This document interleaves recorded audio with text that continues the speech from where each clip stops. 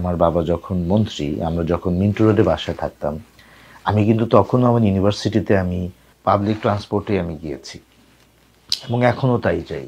এবং আমার প্রথম জীবনের চাকরি আমি করে শুরু করেছিলাম দৈনিক পত্রিকায়। সেটাও আমি করেছিলাম যখন আব্বা আমার মন্ত্রী ছিলেন তখন। তো একদমই সকালবেলা ভোরে উঠে আমার শিফট থাকতো, সেই শিফটে আমি চলে যেতাম, সাব এডিটর হিসেবে কাজ করতাম।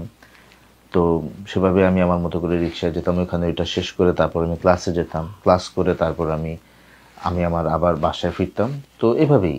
তো আলাদা করে ধরেন আমাদের কারো জীবনেই যেমন কোনো পরিবর্তন হয়নি, ঠিক আমার বাবার মধ্যেও তাই। আমার বাবার খাদ্যাভ্যাস বলেন, চলাফেরা বলেন, জীবনযাপন বলেন, সবই আমরা আগের মতোই ছিল। এবং আমার মনে পড়ে যে আপনারা এটা নিশ্চয়ই জানেন, আমি অনেক পত্রিকায় পড়ি আর কি, যে অনেক মন্ত্রীদের তাদের মেয়াদ ফুরোবার পরে সরকারি বাসা ছাড়ার ব্যাপারে তারা অনেকে ডিলে করেন, অনেকে গড়িমসি করেন।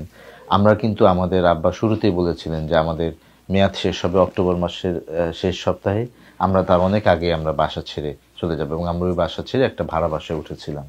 সো আমাদের আগেও যে জীবন ছিল, আমরা একটা ভাড়া বাসা থেকে আমরা সরকারি মন্ত্রিত্বের যে দায়িত্ব সেটা আমার আব্বা পেয়েছিলেন, পরেও আমরা আবার সেই জায়গায় ফিরে এসেছিলাম। আমাদের যেটা উনি সরকারি প্রোগ্রামগুলোতে সরকারের যে ব্যবস্থাপনা তার আন্ডারে থাকতেন, কিন্তু ওইটা তো প্রথম হাফে উনি শেষ করতেন, দুপুরের মধ্যে শেষ করতেন। দুপুরের পরে উনি সাংগঠনিক যে কাজগুলো করতেন, সেখানে উনি সরকারি কোনো প্রোটোকল বা সরকারের কোনো লোক তার সাথে যাক এটা উনি চাইতেন না। উনি ওনার খাবার দাবার চলাফেরা সবই তখন সংগঠনের মাধ্যমে করতেন। ঠিক আমাদেরকে উনি একই মানসিকতাই বলেছেন যে তোমাদের বাসা বাড়িতে তোমরা যে ব্যক্তিগত কাজ করবে, এগুলোতে তোমরা কখনো এই ধরনের ফ্যাসিলিটিসগুলো তোমরা ব্যবহার করবা না, নিজের কাজ নিজেরা করবা, নিজেরা যেভাবে চলতা সেভাবেই চলবা।